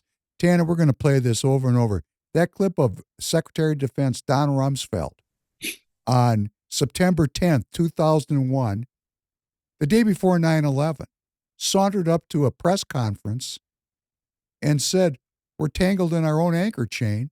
We can't find $2.3 trillion of payments. 2.3 trillion. And, Yes. we're looking at data that's coming out from very credible academic sources that just through the Department of Defense, there's $20 trillion that's gone AWOL. So we are looking at a business model. And, you're as a Republican representative now, wow. I mean, when you're talking about losing faith in government, which leads to the kind of things we saw in that church, how do you restore that faith in government, which would be the rally point, would be the Constitution and rule of law, from my perspective? I'd vastly prefer that than 10% of the country losing their life as we did in the Civil War, the last one. But I have a question for you. We have to get back to our founding principles. This isn't that, it's not a new idea. It's not a new concept. And Margaret Thatcher, if you've ever read her and what she did, she actually was very influenced by her, I think it was her grandmother, who was a Victorian era, very, very firm. And her mindset really comes from that mentality. You have to go back to what works. You have to go back to those solid foundation. But then you also have to agree on it. And I know you talked, I think in the last podcast, you said, what's more important? Is it money or principles? And I hesitated a little bit because you have to be able to agree on the principles. And that's the thought process I had now. Or then, when we're talking about our state and getting back to it, we have to get back to our founding principles. We have to look at our Constitution. Even sitting in the floor of the House, up above us, painted on the wall, is a word. It's frugality. It talks about principles in that quote, and one of them is frugality. And yet in our state, they've been allowed to steal $9 billion. But on top of that, if you look at the numbers, our state budget has gone from roughly $35 billion 10 years ago to nearly 70 now, 67, 68 billion. Almost doubled in 10 years. Has your income doubled in 10 years? Has your take-home pay doubled in 10 years? No. But the size of government has. Why? Why has this even been allowed to take place? We as Republicans have to come back to those founding principles and say we're for smaller government, for less taxes. But what does that mean? Smaller government, every time government grows, you take away power from the people, which is exactly what that socialism and that communism is shooting for. The centralization of power in a smaller group of people in control. I say the people are the best ones to rule their lives. People can make the decisions better than government can as to where their money needs to go. In our country, in our state right now, we're fifth highest, I think, overall taxed in the country. Fifth highest. So every dollar you make, by some projections, between 40-45% goes to taxes and fees. Think about that.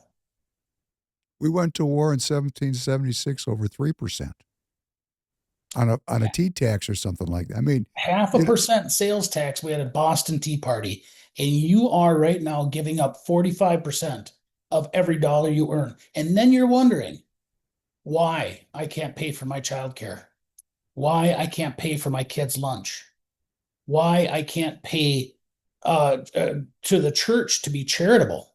The church's donations have tanked. People have less disposable income because they're relying more and more on government. Dependency, which is really the root cultural issue, which come back soon. We'll just talk about, because really the responsibility is the citizens. But I want to go back just for a second.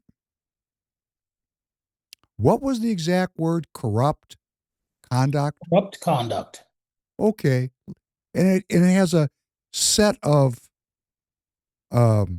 definitions in common law, including not doing your duty, correct? Yeah.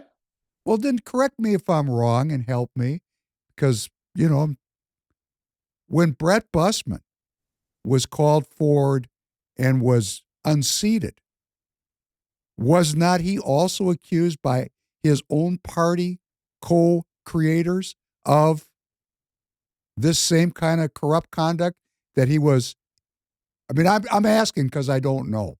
What was the grounds by which the party unseated him? Was it a similar allegation of corrupt conduct? TireGet.com, where convenience meets the road. Why make buying tires complicated? With TireGet.com, it's simple. TireGet.com, one site, a few clicks, and the tires of your choice are shipped to an installer right by your house.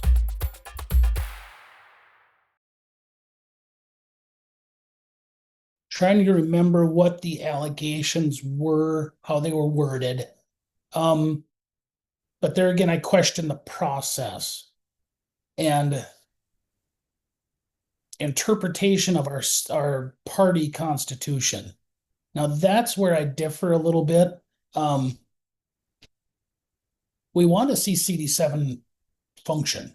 We want to see CD7 is the backbone of the Republican Party in the state of Minnesota. It is red. We should be helping candidates across the state. But we have this conflict right now. And the question I have, and I still come back to, is with Brett's removal, there's a process in place. And people have said, how can you remove a duly elected officer in the Republican Party? It's very similar to the articles of impeachment. You have to have the votes to make it happen. But that process has to be followed as well. It has to be done by the Constitution. And if I recall correctly, there has to be 5 members of the exec committee signing off on that removal. But it wasn't done that way. There was 3 with 2 district directors, I think is the term, that signed off as well. That's not the way the Constitution, in my interpretation, is supposed to be. So was he removed based on the Constitution? When I look at it, I question it. Now, there is so much interpretation in CD7, or so much both sides of this, and it's tough to figure out, is this interpretation of the Constitution right? Is that interpretation of the Constitution right? But here we're torn in this battle, right? And most of the people are kind of questioning. They're left questioning. And I'll use this as a prime example. If you ever go to a convention, state convention, state central, there's usually a rules battle at the beginning of this. People want to move things, they want to add things, take things out, add this, whatever the case is. And sometimes those rule battles can drag on for a couple hours. How many people in the room really know what those rules battles are about? I would say less than 10%, which leaves the other 90% saying, what are we doing here?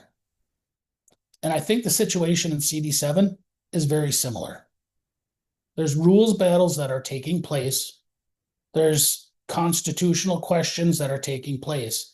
But the average person out here in CD7 probably could not figure out, or hasn't read the rules, the Constitution enough to know which side is right or wrong. That leaves us in a terrible position because we're splitting CD7 into camps. How do we overcome that? How do we take this current situation and bring both sides together? Because ultimately, when this comes right down to it, our opponent here is the Democrats, right? Our opponent to win this next election cycle, which is what CD7 is supposed to help do, we are fighting amongst ourselves in that situation, and we're not fighting the Democrats. How do we overcome this? I don't have a good answer. I really don't. I have a very simple answer. Are you ready? Simple. This battle, and I'm not in CD7, so, I'm an outsider. That's why I'm asking the question. I know what's going on down here in CD3, which I want to remind everybody we're having a monthly, and you're invited anytime. I'm holding a monthly meeting in CD3 till they kick the dirt over me because we don't have a lot of political energy in CD3 in the Republican Party. So I'm trying to do a grassroots revival. So I know what's going on in 3. I know all the players. I know all the people. I know what's going on. CD7, I don't. And people come and ask me. And I'm thinking that this division goes back to the otter tail thing, I think. Is that a true statement, sir? It takes its roots, a lot of it, into the otter tail situation, yes. So I got because I know a lot of people are going to watch this up there because it's you and we're talking about this. It's a palace revolt, so to speak. It's very simple. Let's just fight for what we believe until the day after the convention. And then let's unify around our candidates and defeat the communists. We don't have to make this complicated. And I'm telling this to people all the time now. This is not about us agreeing with each other. It's about seeking and discovering aligned interests. I don't need to agree with you, Representative Wiener. I just need to align my interests with yours when it comes to defeating the communists. I'm completely aligned. And I listen to you when you talk about, we got to go back to what works and the frugality. I can just hear the people I'm talking to in CD5 say, see, they want to go back to slavery. That's where we don't have the language yet. We haven't developed the language yet to have a more inclusive political dialogue. But we're working on it. That's what we're doing here at Free People Radio. Because I know you don't want to go back to slavery. I'm just saying, this is what people are hearing. But when you say you don't have, the answer is very simple. I don't care which camp you're in up there. We're going to have on a certain day, and I know because we've talked about it personally, you want it to be at the endorsing convention. It could be after the primary. We just don't know. But let's say it's after the endorsing convention because your goodwill prevails. On that day, we've got a Republican, could be a fire-breathing MAGA Republican. It could be a uniparty Republican. That uniparty Republican is still marginally better than a fire-breathing communist. Marginally. I'm going to say my opinion. That's my political opinion. I'm going to unify behind that person. I will unify for aligned interests. Let's start talking about in the party, what are aligned interests that bring us together? I don't need you to agree with me. I don't want to believe everything you believe. I'm a Republican after all. I'm marching to my own drummer. That's why it's so hard. That's why it's like herding cats on the Republican side, because we are expected to have our own thinking and our own feeling. But we don't talk enough about aligned interests. So after that election, we've got to unify, because look at, they're coming into our churches and desecrating the altars. So, yeah, we're going to have to figure out in our own party how we're going to deal with this. We're going to have an argument about it. And let me tell you, that's super healthy, because something's going to come out of this argument which is way better than what we have today. And it's not that much to ask Republicans to align with each other to protect the altar of our churches. I don't think that's a big ask. Do you think that, am I asking, what are our aligned interests? Can we talk? Does that resonate with you at all, Representative Wiener? Well, I have disagreements with Republicans, it seems like all too often. Bringing this back to CD7, let me say this. There was a convention up here that took place. 125 delegates showed up. And I asked the question, there's also going to be another convention coming up, I think in March for CD7. And I asked the question, will people from that first convention be at the second convention? And what I was told was yes, that they plan on being there. And I think this is great. I talked to people in both camps, because ultimately when it's all said and done, I think you're right. We're going to have these discussions. We're going to have the disagreements. I got involved in the Republican Party not to fight Republicans, but to fight Democrats. I got involved to fight against the socialists, communists in the Democrat Party. I can disagree with Republicans. I can respectfully disagree. But when it's all said and done, we have to win elections in this state. And at some point in time, you have to say what you're saying. What do we have in common here? And our common enemy is the bigger issue. And that's where I think we need to be. We need to bring these camps together at least up until we get to the endorsing convention. We can have this conflict. We get to the endorsing convention, we endorse our candidates, and then we move on. So the only way I see us I'm sorry to interrupt. Let me just make sure I understand. We've got 2 executive committees right now in CD7 that are vying for control of the district. Do I understand correctly? That's about the way things are shaping up right now, correct? And I was told that there's no legal process. Nobody can sue each other until after the convention. There has to be an internal party process to resolve this. It has to be resolved internally. Did I get that correct also? I think even if this went to a court, which some people have said it needs to be done or it could be done, I think a judge would probably look at this and say, this is an internal issue and we're not going to touch it. So when it comes right down to it, we're going to have to figure out a way to move forward. And like I said, the delegates that I had talked to at the convention here beginning of January, they plan on being at the next convention that takes place. So will there be disagreement? Yes, there will. Can we get past that? I think we can. I think we need to really focus on what brings us together. Like you said before, what unifies us rather than divides us. And once we have that endorsed candidate, and I've said this since I've been in office, we support the endorsed candidate. Whether I like them or not is kind of irrelevant, because the bigger picture is here we need to go against the Democrats in this state that are trying to tear this down, that are trying to destroy our state. You're an interesting voice in this because you're trying to restore party process. You've stood up against, in your own Senate district, to seek an endorsement, which I would then assume from what you're saying, if you're not endorsed, you're going to honor the endorsement. I will. So you're putting all the chips up on the bar here because you're a very popular guy electorally in your district. But even further than that, do I understand correctly that is there going to be dueling banjos at the CD7 congressional convention? In the conversations that I've had with entities on both sides, I think that we can come together here and peacefully debate what needs to be done at CD7.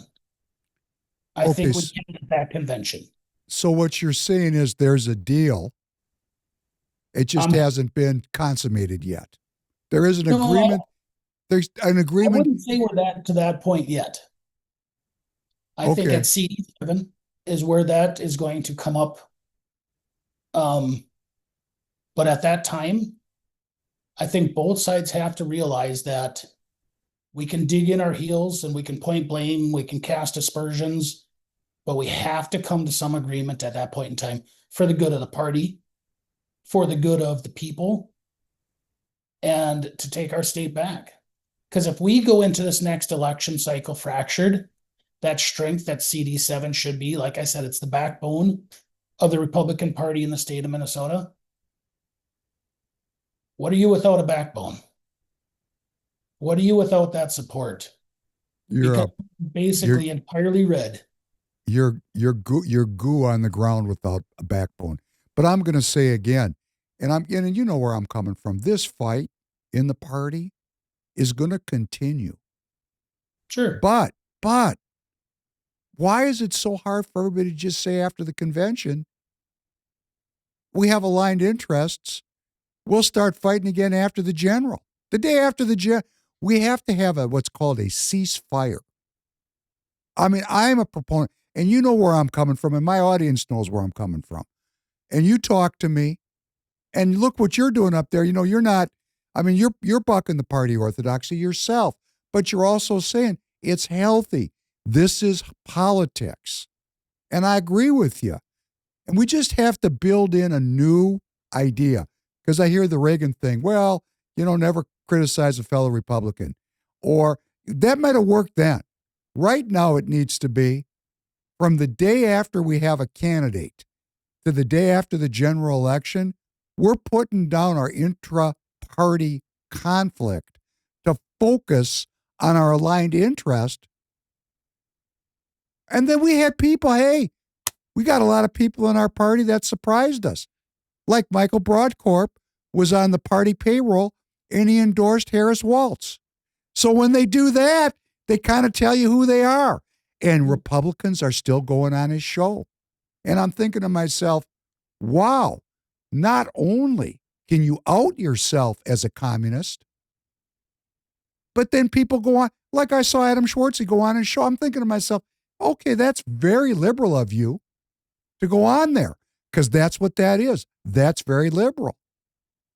Okay. Now let's just be very honest about who these people are, because they're telling us who they are. And if we would instead put our intra-party fighting down and align behind our candidates and get them elected, then the fight actually has some virtue. These people are not saboteurs. They're actually committed Republicans that have an intra-party argument they're trying to solve while staying focused on protecting our churches and our state and our freedoms. And I just don't think that that's that much of an ask. I don't have to like somebody to work with them. You're in business, Mike. Do you like all your customers? Don't tell me yes. That's just the regular answer, okay? Yes, I love all my customers. No, you don't. You like some more than others, okay? We all do. My point is very simple. We must unify when the time comes to unify. And you're a baby in politics, or you're a saboteur in the Republican Party if you can't unify behind our Republican candidates at this time going into this midterm.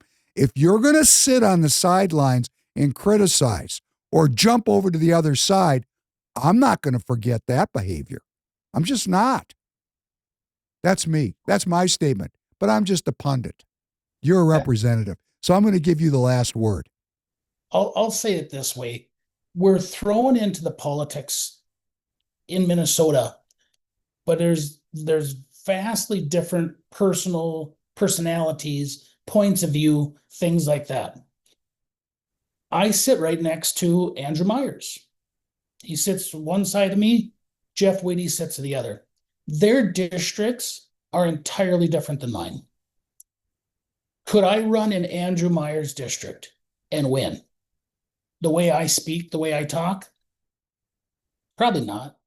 We don't know the answer to that question, Representative.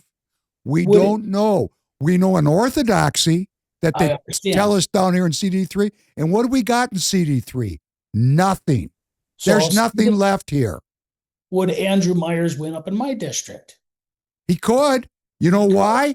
He'll say anything he needs to win. Sorry. Well, I'll say this. I understand. When you put let me say this. When you put a big group of people together from all over the state, from different backgrounds, from different walks of life, there is going to be conflict. It will happen every single time. That is our human nature. And what do you do to promote the principles, promote the ideas? We have to better articulate the message.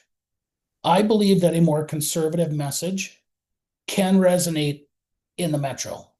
We simply haven't done it. We simply haven't messaged well enough. We're often looked at as this divide, but how much time, and to the reference you made before about a pastor down in the cities, looking at me and thinking certain things. Okay, I don't necessarily look at that person or think of that person and put them into a group or a camp. I don't do that. I view things a little bit different. I might have a whole lot of things in common with that person, but do we have differences? Sure. Are we going to argue about the differences? I don't have a problem with that either. Overall, though, is that person more in line with my goals, agenda, vision of what Minnesota is supposed to be? Probably. So let's talk about the things. Let's have the discussion. But all too often, and in Republican circles, we pull ourselves into these little camps and we don't have those discussions. And that's not healthy for us either. We can have I think back to when I was a youngster, and I have 7 brothers, and we fought like cats and dogs. I mean, physical. No, you guys fought like dogs. Leave the cats out of it.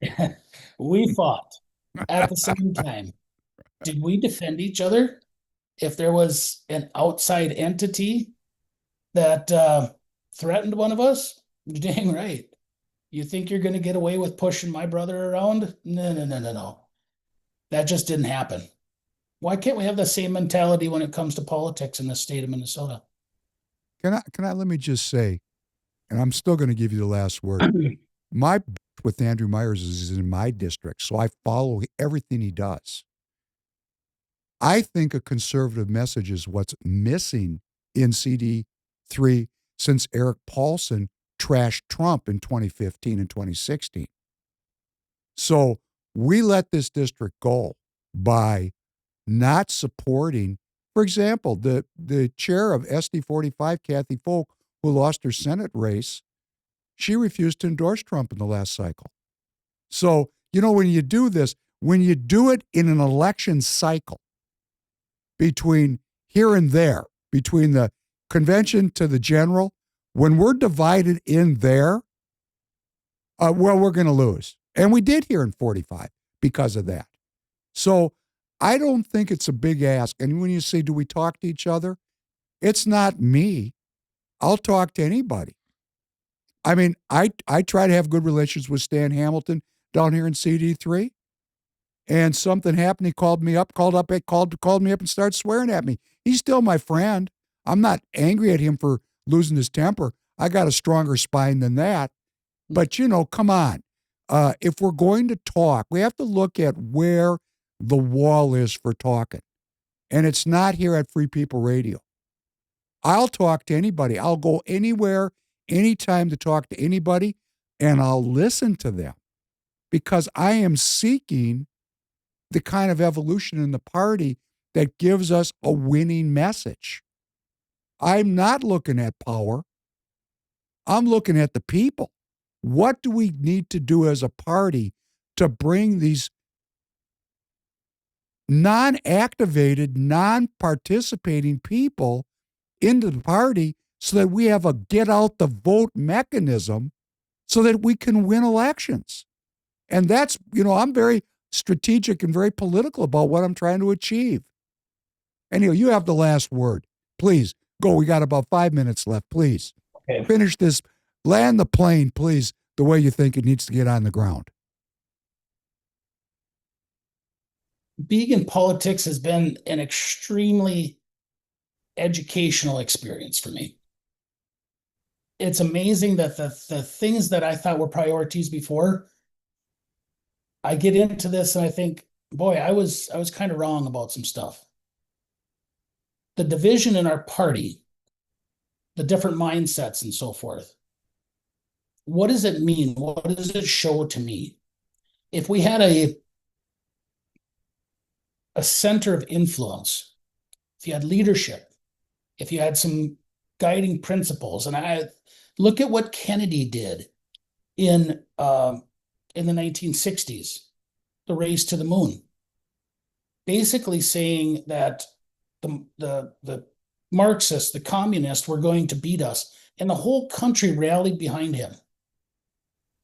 Democrats and Republicans, he was one of the best liked candidates because he gave them something to shoot for. He gave them a goal. And we're lacking that leadership in the party right now. We're lacking that person, that personality that is going to bring both sides together. Or there's more than both sides. There's more than that. Who is that going to be? What is it going to take? I think leaders are molded. They're formed sometimes. They're not necessarily just, cookie cutter people. But we're lacking that. And I think once we had a leader that people could look up to and say, I may not agree with what you have to say, but I believe that you're shooting for the best intentions. That to me is one of the things that's the biggest detriment to our party right now. That's the thing that probably leads us to not winning elections. We've got to get a leader in this party that is going to be that figure that people are going to get behind. I think the candidates would rally behind. I think the donors would rally behind, and we simply don't have that person yet. Now, we didn't end up with Donald Trump overnight. It took time to get to that point. I believe he is an effective leader for the most part. Does he have his flaws? Sure he does. But he has gotten more votes than any other candidate, won the popular vote. He's done an amazing job on a lot of different things. In the state of Minnesota, we need a leader that maybe not everybody's going to agree with, but they can get behind. That's where I think our biggest hurdle is right now. And I look for that.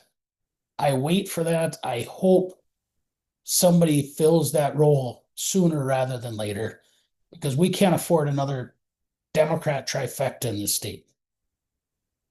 But as you build people up, as you have more personalities, I suppose, that are fostering something new rather than the status quo, you're going to see eventually a leader that will be formed, will be shaped for a time such as this. And that's a great way to bring the podcast and get the plane on the ground. A statement of faith, which I think I'm going to change my podcast. Can be a lot more about personal empowerment, because it's the people that have to find and believe and trust this leader. I think that the content of that person's presentation to the constituents has to be authentic, and they have to trust him, which means he has to be, he or she would have to be an honest person. Honesty. Yeah. I mean, if on this hand we got all this corruption, then the antidote to the corruption is, guess what? Republicanism, because it's an anti-corruption political philosophy. So you're going to be down here soon in February, and I want to invite you back in the studio. You're always welcome here. We always have these great conversations. I mean, I really enjoy talking to you. I find your presence to be assuring and thoughtful, and I really appreciate that in a leader. So thank you for coming on today. Thank you for talking a little bit about the CD7 issue, which I don't understand it very well.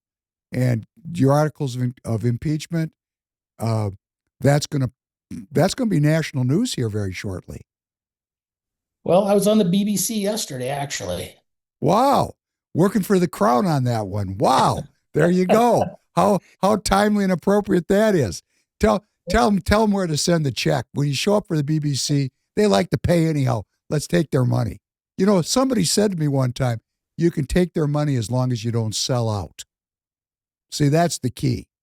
Don't sell out. Let's keep and develop a Republican political philosophy that doesn't change from district to district. I know that's a little different. We don't have time to get into it.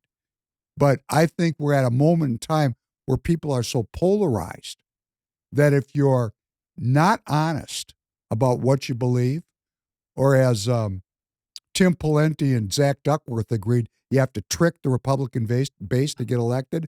The trick, which is on video. Mm-hmm. I don't think we're going to win with tricking people. Not after they've been robbed for billions. Right. It's great to see you. Great Godspeed, good luck, good health. Please, when you come down, come back in. Maybe we can even go sit down some. Well, we actually went out one time. Let's do it again. I'm inviting you out. Thank you so much for coming in today. And we love your studio. And you can always come in by Zoom. Looks great. Thank you, sir. Thank you, Tanner. Thanks for having me on. Good to see you, Mike. Thank you very much. You bet. Have a good night, everybody.